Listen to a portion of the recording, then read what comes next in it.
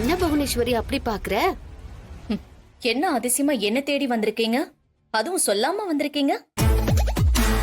வரோன்னு சொன்னா அப்பாயின்மெண்ட் தர மாட்டோம்னு நேர்ல வந்தீங்களா? நாங்க எதுக்கு வந்திருக்கோம்னு தெரியுமா புவனேஸ்வரி? எதுக்கு வந்திருப்பீங்க? என் கால்ல விழுந்து மன்னிப்பு கேட்டு ஹோட்டல் விஷயத்துல தலையிட வேண்டான்னு கெஞ்சிட்டு போக வந்திருப்பீங்க. ஏனா நான் அடிச்ச அடி அப்படி. அடடடா, என்ன ஒரு கற்பனை! நீ நினைக்கிற விஷயம் இந்த ஜென்மத்துல நடக்காது. இந்த ஜென்மம் இல்ல, எத்தனை ஜென்மம் எடுத்தாலும் அது நடக்கவே நடக்காது. என்ன நீங்க சாதாரணமா நினைச்சிட்டீங்கல்ல? இல்ல, நிச்சயமா இல்ல. நீயும் யோசிச்சு யோசிச்சு எப்படி எங்களை ஒழிக்கலாம் தான் ட்ரை பண்ற. ஆனா நாங்க என்ன செய்யறோம்னா, அந்த விஷயத்தை முறியடிச்சு நீ குடுக்கற கஷ்டத்தை படிக்கட்டா மாத்தி மேல மேல போய்கிட்டே இருக்கும். இந்த பெருமை பேச்செல்லாம் என்கிட்ட வேண்டாம். உனக்கு சில விஷயங்கள் தெரிஞ்சே ஆகணும். ஹோட்டல்ல ஆளுங்களை அனுப்பி தகராறு பண்ண வச்ச. இப்ப பாரு, நாங்க ஹோட்டல்ல திறந்துட்டோம். முதல்ல எங்க வீட்ல இருந்து எல்லாரும் கூட்டு குடும்பமா சாப்பிட்டுட்டு போனோம். அத பாத்துட்டு கொஞ்சம் கொஞ்சமா மத்த குடும்பமும் வர ஆரம்பிச்சிட்டாங்க. சமைச்சதெல்லாம் தீந்து போச்சு. நாளைக்கு வாங்கன்னு சொல்லி வந்தவங்க நிறைய பேரை கை கூப்பி அனுப்பி வச்சோம். புவனேஸ்வரி, இந்த வாரத்துல நல்ல வருமானம். உனக்கு கொடுக்க வேண்டிய பணத்தை எப்பவுமே பேங்க்ல தானே கட்டுவோம். இந்த தடவை நேர்லயே பார்த்து கொடுத்துட்டு போகலான்னு மேனேஜரே கூட்டிட்டு வந்திருக்கோம். மாயா, பணத்தை கொடு.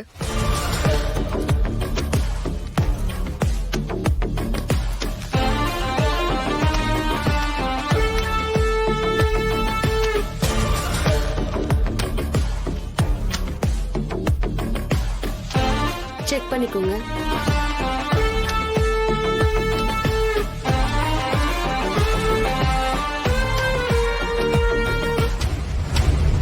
நாம 10 லட்சம் கொடுத்து வெளியூர் கேடிங்களை இங்க கூட்டிட்டு வந்து இவங்களை ஒழிக்கலான்னு பார்த்தா அவங்க 10 லட்சம் ரூபாயோட வந்து கெத்தா நிக்கிறாங்க. சார், எங்கேயோ இடிக்கல? டேய், கொஞ்சம் அமைதியாடுறா. எல்லாமே சரியா இருக்கு மேடம். பணத்தை எடுத்துட்டு போக ஏதாவது பெட்டி வேணுமா? இல்ல வேணாம் சார். இந்தாங்க சார், பத்திரமா எடுத்துட்டு போகணும்ல.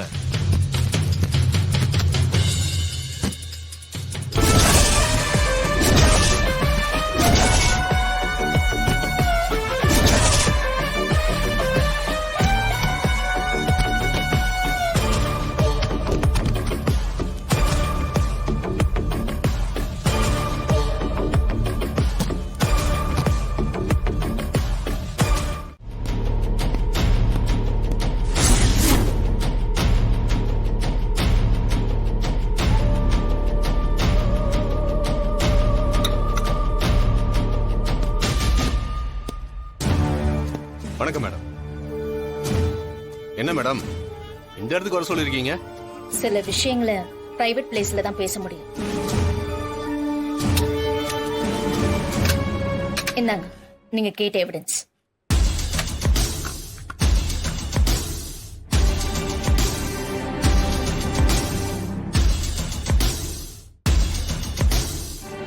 எவிடன்ஸ் ரெடி பண்ணி தரேன்னு சொன்னீங்க.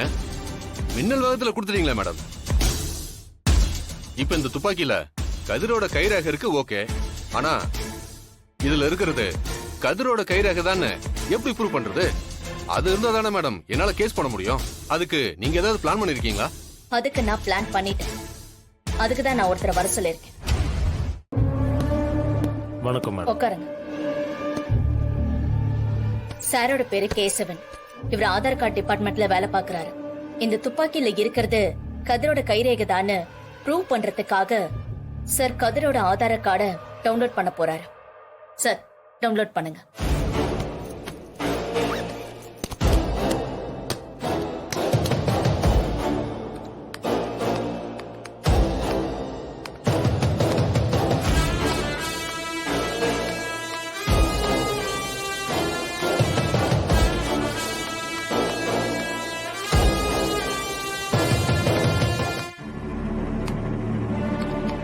ஆதார் கார்டை டவுன்லோட் பண்ணிட்டேன் மேடம். சாரோட சிஸ்டத்துல தமிழ்நாட்டுல இருக்கக்கூடிய எல்லாருடைய ஆதார் கார்டு டீடைல்ஸும் இருக்கும். இப்போ கதிரோட கைரேகைய இதுல அப்லோட் பண்ணா என்ன ஆகுதுன்னு பாருங்க. என்னங்க சார்?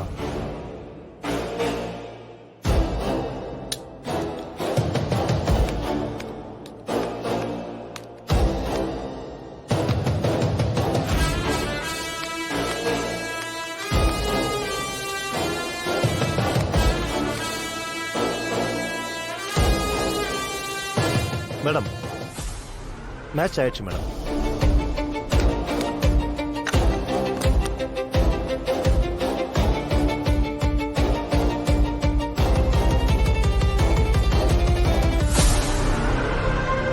இது போதுமா? ஆதார் கார்டுல இருக்கிற கைரேகையும் துப்பாக்கியில இருக்கிற கதிரோட கைரேகையும் ஒண்ணுதான்னு அதிகாரியே ப்ரூவ் பண்ணிட்டார். இது போதும் மேடம். நீங்க உண்மையிலேயே எங்க டிபார்ட்மெண்ட்ல இது அவளோட வேலைதான். போலீஸ்க்கு பணம் கொடுத்து இந்த மாதிரி ஒரு பிரச்சனைய ஆரம்பிக்கிறா. இதனால அவளுக்கு என்ன கிடைக்க போகுது? கதிர் குற்றவாளி நிரூபிச்சிட்டா ஹோட்டல் நடத்த முடியாதுல, கடனை கட்ட முடியாதுல, அதுக்குதான். எவ்வளவு பெரிய பிரச்சனை வந்தாலும் நாம நல்லவங்கன்னு ப்ரூவ் பண்ணுவோம் கதிர். ஆமா கதிர், இந்த சின்ன சின்ன விஷயத்துக்கெல்லாம் நாம பின்வாங்க கூடாது.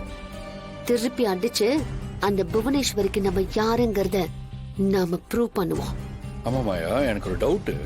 அந்த துப்பாக்கியில ஏன் கைரேகை எப்படி வந்துச்சு? அபிஷியலா என்ன குறிப்பிட்டு அங்க விசாரிக்க வர சொல்லிருக்காங்க. அப்ப கண்டிப்பா அவங்க கிட்ட ஏதோ ஆதாரம் இருக்கணும்.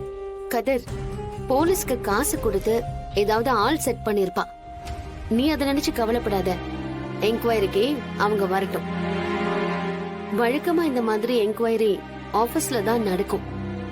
ஆனா அவங்க இங்க வரேன்னு சொல்லிருக்காங்க. அவங்க கேக்குறதுக்கு நீ பதில் சொல்லு. அதுக்கு மேல என்ன நடந்தாலும் நாங்க இருக்கோம், பாத்துக்கிறோம்.